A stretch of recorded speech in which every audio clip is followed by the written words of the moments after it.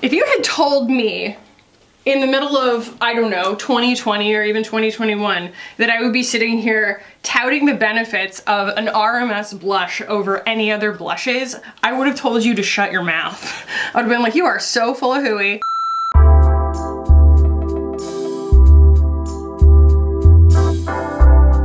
What is up, y'all? Welcome back. So it is time for a fresh installment of This or That. This or That is the very clever name that I've given this series. Essentially, I go on my Instagram, I ask y'all for products you're having trouble deciding between. This is an effort to help save you money in some cases, or help you not buy something that's extremely similar to something that you already have, or that isn't even necessarily as good as something that you already have if you see them next to each other, kind of thing. A lot of times the DMs and the questions that I get just have to do with, hey, I saw these two products, they both seem really great, you seem to really like them, but if you had to pick one, which one would it be? I think that this is going to be a very good one. It's featuring a lot of stuff that has been mentioned recently. And if you didn't get your question answered, there is a really good chance that I answered it in a previous This or That. So I have a playlist of those. I will link it down in the description up here somewhere, or you can probably find it on my front page. This or That is a series that's ongoing, so if you have something that is like nagging in your mind that doesn't get answered here, there's a really good chance it's in one of those, so check those out as well. Let me pull out my swatching arm here, and we'll go ahead and jump in. We are starting with Lisa Eldridge foundation versus the NARS light reflecting foundation. As a refresher, the NARS light reflecting foundation, I have this in Mont Blanc, which is L2, and it says shake well on it. The reason it says to shake well is because it is silicone free. That is the first thing that I think is worth pointing out here as far as the differences between these two. So NARS light reflecting is a fantastic NARS level performance foundation. I think it is wonderful. It's worth every penny. You know, I actually bought this. It is absolutely worth it, but there are expectations that need to be set, realistic expectations that need to be set around a silicone-free formula. It's not gonna have all of the self-leveling capabilities that something that has a good bit of silicones like the Lisa Eldridge one does in it. So what's lovely about this and what they do sort of have in common is that light reflecting property. They are around the same coverage level, and the Lisa Eldridge has a little bit more of its own finish versus something that's silicone free is going to be a little more adaptable in finish, so it's going to be more susceptible to changing its dry down, like what texture it looks like, depending on what your skincare looks like underneath it, finishing spray or anything like that, whereas the Lisa Eldridge, I feel like, has a preferred way that it wants to be worn, but that way that it wants to be worn is absolutely lovely, and it's gonna be longer wearing and a little more bulletproof because of the nature of the formula, because it has those stabilizing silicones in it. So here is shade 3 in the Lisa Eldridge. Again, we're seeing this gorgeous light refractive blurring property on both. I would say that in my experience, the NARS is milkier. It does leave a little bit more of a dewy finish on the skin on its own, like if you give it its own druthers on how it wants to dry down, and the Lisa Eldridge is a little bit more natural skin satin looking. And if I had to give my actual preference, I would prefer the Lisa Eldridge personally, just because I feel like the wear time, the reliability of the performance, and the lightness on my skin, like the fact that I don't feel it at all, makes it something I'm gonna reach for over the NARS. I like the NARS because it's less likely to break my skin out, and I can wear it a lot of different ways. But if I were breaking it down to like, you're rebuying your makeup and you can only buy one, I would buy the Lisa Eldridge. But they're so beautiful. They're so beautiful! And they're actually really similar. That was a really good one. That's the cool thing about these videos, I feel like, is you'll tend to point out similarities in products that I didn't know were as similar as they are. So it's always nice for me too. Okay, next, Rare Beauty Bronzer versus the LYS Bronzer Stick. I have an apology to make, and that is that I misplaced the LYS Bronzer before I did my big bronzer review video. So this is definitely worth comparing. There were a lot of bronzer comparison questions that can be answered by watching that video again. I'll link it somewhere. That is a big deep dive video that I did on all of my cream bronzers. It has a spreadsheet. It has natural light application inserts for every formula, and it also has face swatches for all of the undertones. So that's a really great place to go if you're looking to demystify the cream bronzer thing. But again, I misplaced this. I couldn't find it. So I found it. So this is the LYS No Limits bronzer stick, and this is in the shade Motivate. And I really enjoy, I love this formula because it's crazy creamy, like so beautifully soft. Very affordable. All of LYS's stuff is very affordable. Richly pigmented formula. The only reason I don't wear it very often is just because it's a little bit green for me, whereas the Rare Beauty, I mean, just barely, but you'll see that it is a little bit more like red by comparison. And the LYS has this beautiful creamy consistency to it. It's outrageously soft, but it is still a cream. I always say that the closest thing that this comes to in being a cream is just, this is the Rare Beauty Warm Wishes bronzer stick in Power Boost. The closest that this gets to being a cream is just the fact that it's in a stick, and that's how you put it on, because it is almost a powder formula. It's almost like a hybrid powder formula. So I don't know if you can see that, but the LYS spread out still has this cream sheen to it. That's not to say it's like sticky or dewy or gross or anything, but it does have a little bit more of that almost like bouncy emollient thing to it. You can feel a little bit of like a grip to it when you have it spread out on the skin. And I think that that basically speaks to that lovely finish, right? It just has this blurring, beautiful skin-like, slightly better than skin finish, whereas the Rare Beauty is mattifying and it feels absolutely satin to the touch. Nothing sticks to it, nothing. I mean, it's totally, totally dry. Now, if I had to choose between the two, that's actually really hard because the LYS has really great benefits. It feels nourishing on the skin. LYS, I think, is not necessarily, I wouldn't even say that. I was gonna say it's not ideal for oily skin, but it's so highly pigmented, you hardly need any of it, and I don't think that it's going to get heavy feeling on the skin. I don't know if I'd necessarily choose between them. The only reason that I choose the Rare Beauty is because the color works better for me, but very, very satin, dry to the touch, beautifully skin-like natural finish, and a slight grip to the touch, but not dewy or sticky. Okay, this is one that we get into in every single video, but these are updated comparisons to it. But I swear, Eyes to Mesmerize from Charlotte Tilbury makes it into every single video. And in some cases, this will be comparing the formula, and in other cases, it will be comparing the shade, because I only own one shade in the Eyes to Mesmerize, and that is Oyster Pearl.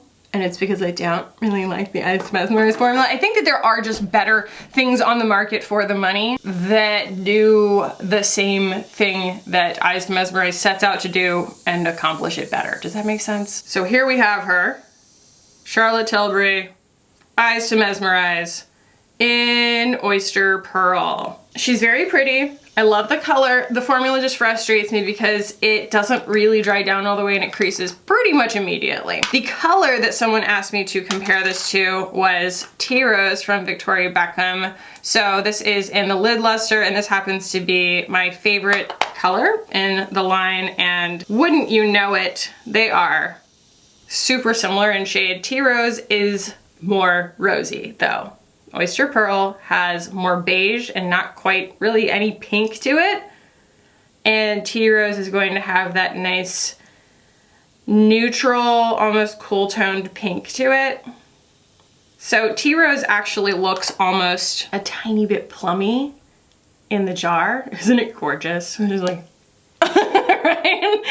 Oh, it's so pretty, but my skin has a little bit of yellow in it, so it does balance that out and take it to a little bit of a taupe place. So if you are cool toned, it's gonna pull a different color. You know, it's gonna pull a little bit more of that purple probably. So the other one that I was asked to compare it to was Spark from RMS, and this is in the Eyelights. Now, the Eyelights were the first formula that I tried in RMS 2.0. It was the first formula that they came out with RMS 2.0.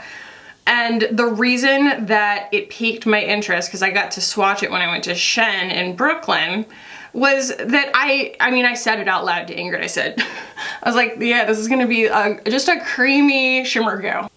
This pleasantly surprised me. It, what would you say? It proved me wrong, right? So this is Spark, and what Spark has on the Charlotte Tilbury Eyes to Mesmerize is that once it's down, it's down. It does not budge. And you can see Spark is a little bit more similar in tone to the base color of Tea Rose, so it has a little bit of that purple to it. Just a little bit of like a rosy taupey thing. A little bit less beige than Eyes to Mesmerize, and it doesn't quite have exactly the same crazy mirror sheen that the Eyes to Mesmerize does, but it does not budge. It's a little tougher to work with. I shouldn't even say that. So that's the weird thing about all of these, right?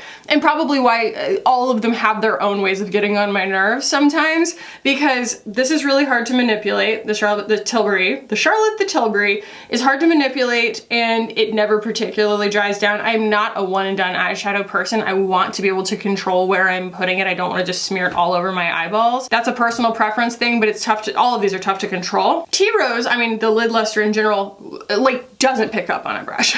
It's so slick, and it is very long wearing for that reason, but I think it's got some kind of silicones in it or something. It's so slick it really won't pick up on a brush, which can be very frustrating if you want to get it into a more precise area. It just doesn't do it. And the RMS Eyelights, they will go onto a brush and you can manipulate them, but much like the Charlotte Tilbury, the Eyes to Mesmerize, they are just a little bit finicky. You know, it's just a little tough to get them exactly where you want them because it is, at the end of the day, a cream formula instead of a powder. Again, a preference thing. I am a powder eyeshadow person, but I like those because they kind of strike the balance between these two. They're malleable enough to control them with a brush, which is something that Victoria Beckham doesn't have, but they don't crease, which the Charlotte Tilbury does. So I would pick both of these.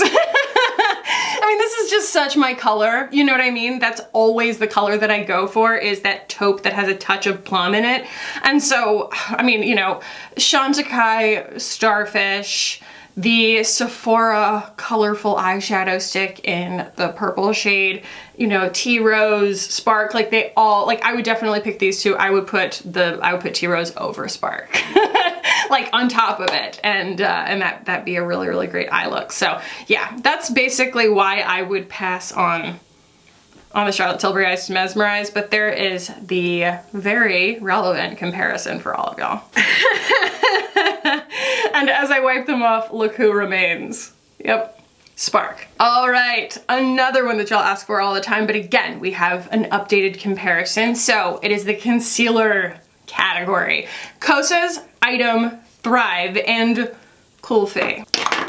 This is Kosas Revealer Concealer. I'm going to do a full saturation here and let them dry down so that you can see what their coverage levels can be. This is the Kosas, and this is in 1.5C. Very, very good complexion match for me. Slightly brightening, very creamy, has a satin finish when it dries down, but still pretty hydrating, and it does have caffeine in it, so it does a good job of waking up your under eyes. This is the Item Beauty Concealer. Has about the same, maybe a little bit less coverage, but very brightening, and has that light reflecting quality that we were talking about in Elisa Eldridge and the NARS foundation. I can't put my finger on what it is exactly. It's a really nice finish that obscures light in a beautiful way, and I also like how nourishing it is. It really dries to a natural finish. It's not particularly, I don't think it's like satin. Then we have Thrive. Thrive is a very solidly medium coverage, and it is also one of the only cream concealers in a tube like that, that I will say you can put on bare skin or just sunscreened skin, you know, and blend it in, and it will look like you are wearing no makeup. It will blend in perfectly, completely disappear into your skin, but still provide some coverage. And it looks exactly like a skin finish. And it's very, very hydrating. It's kind of one of those concealers that even if I have all of my beauty stuff in here, I'll keep it in my bathroom for the mornings where I need to just like throw something on to like cover this or that, you know, and not necessarily be clockable as wearing makeup, but just, you know, the under eyes or a zit or something. And it can exist entirely on its own. It's a phenomenal product, especially for being a medium coverage concealer. I understand that like a medium coverage concealer sometimes sounds stupid to people. People are like, well, it's not going to conceal anything if it's not giving me full coverage.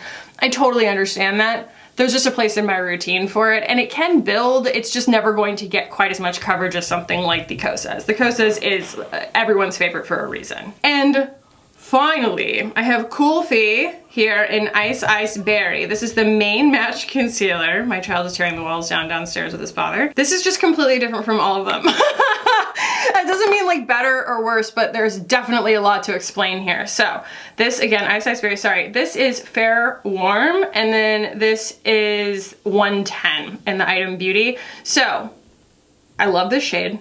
It's actually the most similar to the 1.5C, so it is very close to my actual skin tone, does a really great job of concealing and looking very natural and not too brightening. What the Kulfi has that none of these has is this wild hydrating emollients to it. So the thing that I would compare it the most to is the Fit Glow concealer. I don't have the Fit Glow concealer. I had it at one point, it was too light, it expired, and I didn't buy it again, but you know, frame of reference wise, this is just a very interesting formula, because as it spreads, it continues to maintain that coverage. So it's very intensely pigmented, but it's not something that you feel like you're like, what am I gonna do with all of this? That's how I feel about the Rose Ink concealer. As soon as you put it on and you start to spread it out, you realize there's just too much. And you're like, what am I supposed to do with all of this? There's too much like concealer on my face. Like, I'm sorry, I'm just like, I was like, I'm noticing a little bit of, you know, someplace that I'd like to have covered. The Kulfi is just incredibly adaptable. Super, super easy to use. The only thing I will say about it is I don't think that it 100% dries down. It does behave like a clean beauty concealer, so it doesn't necessarily have this bulletproof finish like these can necessarily. Even the Thrive, it's a little more hydrating, but the Item Beauty and the Kosas are going to be, you know, have their own dry down, not necessarily need to be powdered or anything to not crease. And Kulfi might crease just a little bit depending on like what's underneath it if you don't put any powder. But if you're like me and you have super dry under eyes, your under eyes are just gonna soak up all that lovely emollients in there. And they actually messaged me after watching the video. They were like, hydration is what we aim for. And I was like, yes. So they definitely accomplished what they set out to do. And that is, if you have dry skin, dry spots, dry under eyes, you're trying to cover a zit without it doing that weird crusty thing, the Kulfi is going to have this amazing emollient hydration, kind of almost like an oil to it, you know, but very, very like thick and waxy. It's very, very different from all of these. They just don't have that almost like skincare feeling to them. The Kulfi feels like a very, very intense skincare, and it has great coverage. I like it a lot. I like it a lot. Okay, foundations. We have Sneaky Balm versus the Chantecaille pot, is what they said. The Future Skin Gel in the pot. Off the top of my head, this is one of those ones where I'm like, you're pointing out something that I never would have thought to compare, but I am not going to put it past you because you could be completely right on how similar they are. So I have the shade Aura in the chantecaille, and I am on a mission to pan this before the end of the year. I love this stuff so much. It's so beautiful. It is a medium coverage. I mean, I would say light builds to medium. Yeah, maybe. And it has this unbelievably gorgeous finish on the skin, and it's not like the Future Skin cushion where it's barely there. I almost think that the Future Skin cushion might be more comparable to the Sneaky Balm, but here I have the Sneaky Balm. And I use the Sneaky Balm quite a lot because, and this is from Salt, New York, I use it because again, it's a lot like that Thrive, where if I need to just throw something onto a couple of zits or my under eyes just to feel a little bit more confident walking out the door with otherwise almost nothing else on my face, the Sneaky Balm is very sneaky. So that's them blended out. This is the chantecaille and this is the Sneaky Balm. I'm telling you, Sneaky Balm is invisible. So it's actually very hard to show you guys in a swatch. I will try and build them so you can see here at least the difference in the finishes. So the chantecaille actually completely dries down. It does have silicones in it, and it will go to a really beautiful skin plus finish. You know what I mean? It's gonna be skin with like a little bit more luminosity to it, but it's not as blurring as the Lisa Eldridge. It doesn't have that much silicone in it, but it does wear really lightly on the skin and it does provide a little bit of blurring. The Sneaky Balm aims to be an invisible cosmetic product. So it's something that you put on as a concealer or something to camouflage. And other than that, it is supposed to just behave like skincare. It sort of disappears, and on me, it gets a little bit dewy. That's sort of, I think, the finish, the claim on the finish for Salt, New York is that it's dewy. It doesn't have any silicones in it, so it doesn't have that like wild hybrid finish thing to it. It really behaves more like skincare. So that would be probably the main difference, is just that the Sneaky Balm is meant to disappear and the chantecaille is meant to, you know, perfect. I think that my initial instinct is maybe prevailing here, and that is that they're not exactly super comparable. They're just different faces of makeup.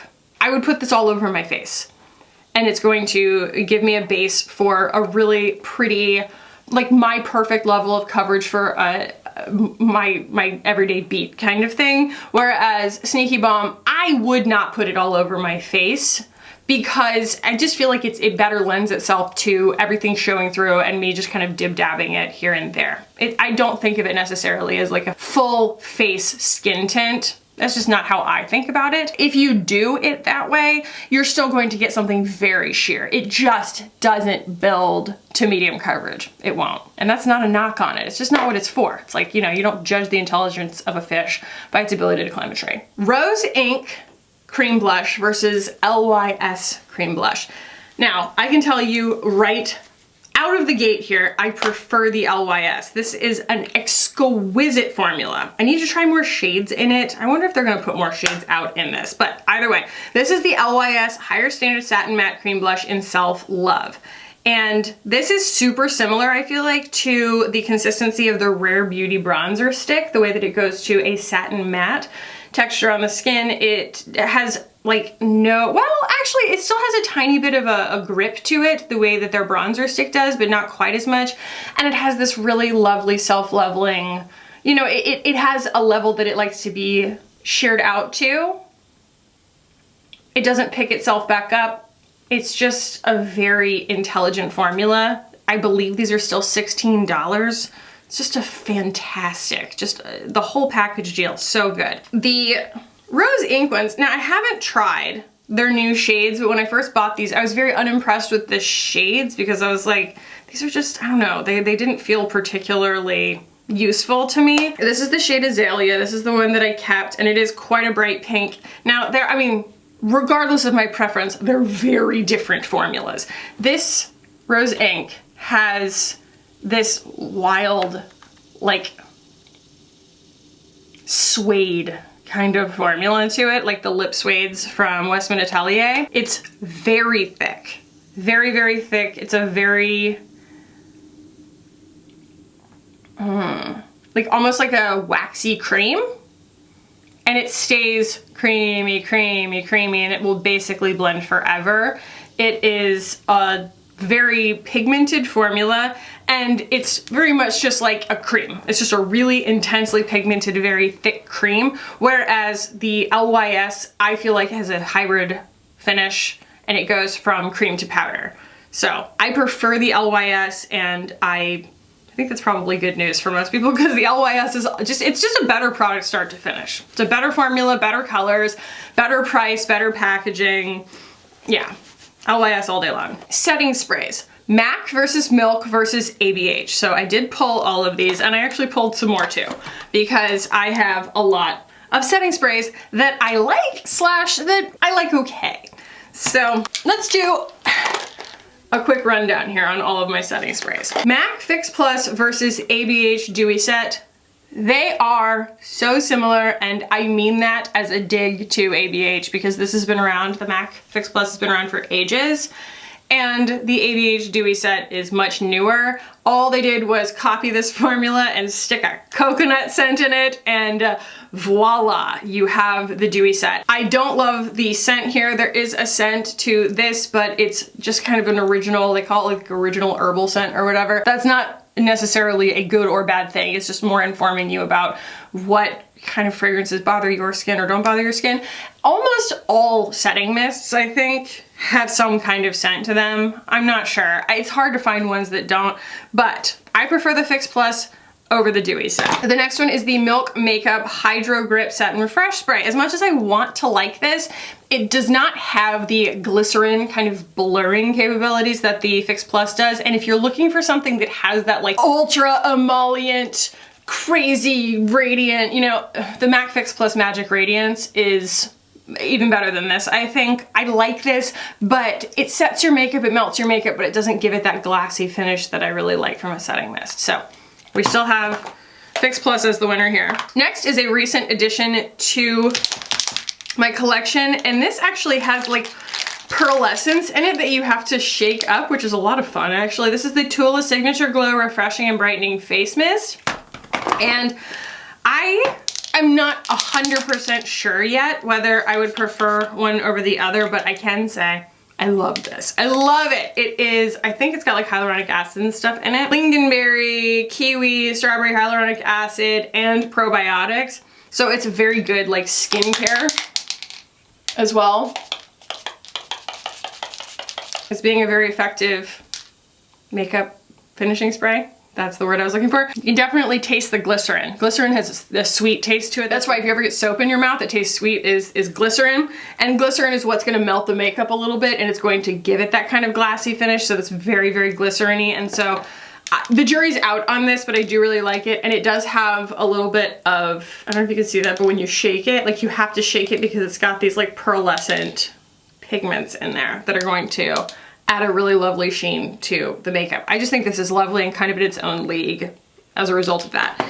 And finally, this is the Veil Soft Focus Setting Spray from Hourglass. I have had this for ages. I think I don't use it because I know how much it costs. It costs a fortune, and that makes me not use it. It's $48 for this. And when it first came out, I did a video entirely on this because it was like, oh my gosh, like could this ever be worth $48? Okay, here's the thing. This is gonna make your makeup last all day on a normal day, be really pretty, like the Tula, look at the Tula, by the way, that really pretty sheen that it put on my skin because of the kind of pearlescent spheres. Like it's dry, but it just makes your skin look like that. Stuff's awesome. This, the Veil, it's different. First of all,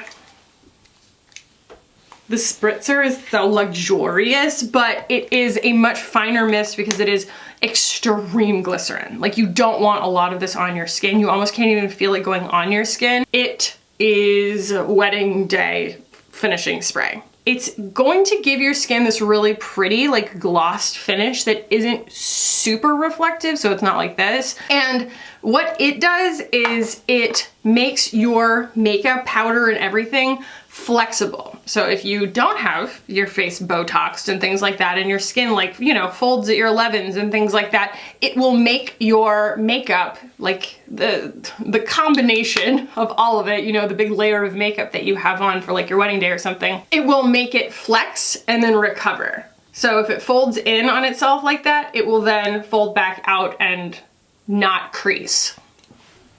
It is wild stuff. It's worth every penny, but I wouldn't wear it every single day.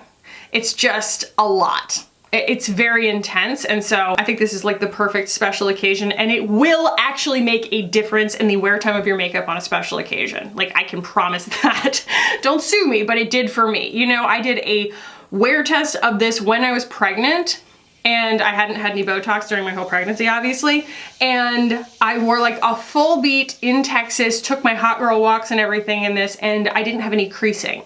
So That's pretty impressive. I found this stuff to be pretty impressive. I did spray myself about 800 times with it, but that was because you can't really feel it going on your skin. I think I did like 15 sprays or something, but either way, I can vouch for that. I don't think it's an everyday setting mist, and my winner chicken dinner will always be the MAC Fix Plus, just the regular original one. But that Tula, look at it! Look at it! Look at it, man! It adds this like pearly thing. I know I can't shut up about it, but it's different. It's different, and I can totally see that not being your thing. You're like, no, just set my makeup. I don't need you to add highlighter on my face, you know? Rare Beauty Concealer Brush versus the BK Beauty A506. This is the first time somebody's asked me to compare brushes, so that's pretty cool. Okay, so I was using the A506. This is the Angie Hot and Flashy by BK. A506, I was using this as a powder brush, and then I saw on one of their ads that someone was using this as an actual like liquid cream concealer brush. So it works really well for either one. Obviously you wouldn't want to use it for both at the same time because it's going to gum your brush up a lot and probably hard pan your powder, but it will work for either one that you're going for. This one won't, it's much stiffer. So here we have the A506, like very, very soft. Does an amazing job of getting everywhere that you need it to. I love this. This one is, I also love this one, but it's much more about leaving more product on your skin. So it's almost like a tippy tap, almost like using a sponge because it's so dense and it's quite firm. Is that the word I'm looking for? Firm. Whereas this one's so soft, it's like for kind of spreading things, you know?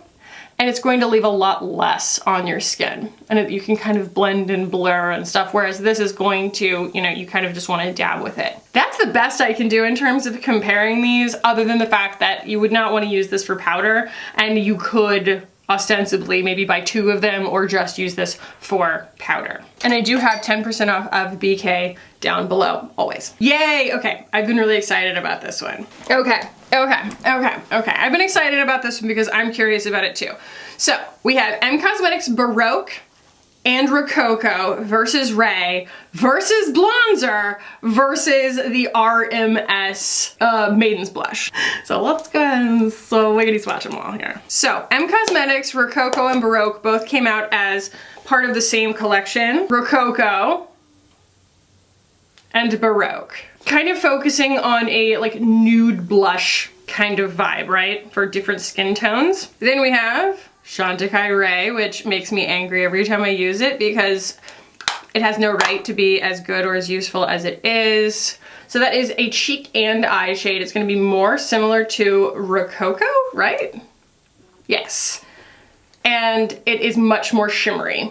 So those Heaven's Glow blushes do have some shimmer, some sheen to them, but nothing by comparison to the Chantecaille. Then we have Maiden's Blush from RMS. That's what she looks like. Even more rosy, but more similar in its finish to the M Cosmetics, but still, it's kind of halfway in between the two, between the M Cosmetics and the Chantecaille, just because it has a little bit of like an eyeshadow feeling to it. It's very soft, and that does very much just call to memory, right? The Blonzers. Like, you can't have this conversation without talking about the Blonzers. So this is Kiss of Pink. The only thing that I say is like a disadvantage of the Blonzers is that there just aren't that many shades, and so I like that the RMS comes in so many shades because it's extremely similar to the Blonzer formula, and it just has a lot more shades in it. So that is Kiss of Pink, and I will also swatch French Rosé here. Another one that we got a question about. So French Rosé is like wildly pink by comparison. And then we have Cherub. Can you see that? There you go. So that's Cherub in the M Cosmetics, the Heaven's Glow. So a lot of people had asked about all of these, and I just decided to swatch them all next to each other. So again, Rococo from M Cosmetics, Baroque, Ray in the cheek and eye shade from Chantecaille, Maiden's Blush from RMS, Kiss of Pink from the Bare Minerals Blonzer, French Rosé from RMS, and that is the M Cosmetics Cherub shade. So these are obviously quite similar, and then you can see that probably, what? Those are pretty similar. But the cheek and eye shade is going to be the one that's like the most like an eyeshadow. And if I had to pick, I would go for the RMS. The RMS is like the right middle ground of all of them. And you get an abundance of product for the money, and there are a lot of shades. If you had told me in the middle of, I don't know, 2020 or even 2021, that I would be sitting here touting the benefits of an RMS blush over any other blushes, I would have told you to shut your mouth. I would have been like, you are so full of hooey. All right, I think we have time for one more. The MAC versus Fenty skin tint. So these are two of my favorite skin tints. So this is the MAC Studio Radiance Face and Body, and this is gonna give you a dewy appearance to your skin, but it's going to dry down to a lovely consistency where it actually like grips. Now don't mind the color of the swatches underneath, I can't get them off, but that is the MAC Face and Body, and they both have pretty medium to buildable coverage. The Fenty skin tint has a satin finish to it. So it does have, I think, just a touch more coverage as a result of that, because, you know, it's going to reflect light instead of, it's going to absorb light instead of reflecting it. So it's always going to look a little bit more perfected, but I have my days where I like both of them. So I have N1 in the MAC and I have 2 in the Eavesdrop. The Fenty is gonna be a little bit better for people who have combination skin. Fenty does gear more towards, like all of her complexion products gear more towards like oily to combination skin, and this is probably I think it's the only one in her collection that I can really wear. But the MAC Face and Body is a favorite among a lot of people for just the reason that it looks like skin. You know, it looks like skin, but it is super long wearing and it behaves like a long wearing foundation without looking like a long wearing foundation. So I would say it depends on your skin type and the appearance that you want. Do you want a dewy, juiced up looking complexion? If you do, then go with the MAC. If you want something that's very perfected and looks a little bit more mattified and might do a little bit more oil control over the day, then go with the Fenty. I love them both. I really love them both. They're different enough that I think that like I would want to own both, even if it were just me and my collection. Okay, and the last one is super quick, and it is the Kosas deodorant versus the Necessaire deodorant. I knew this was gonna come up at some point because I do love them both, and I have thought long and hard about this, and I will say they are identical in terms of their results.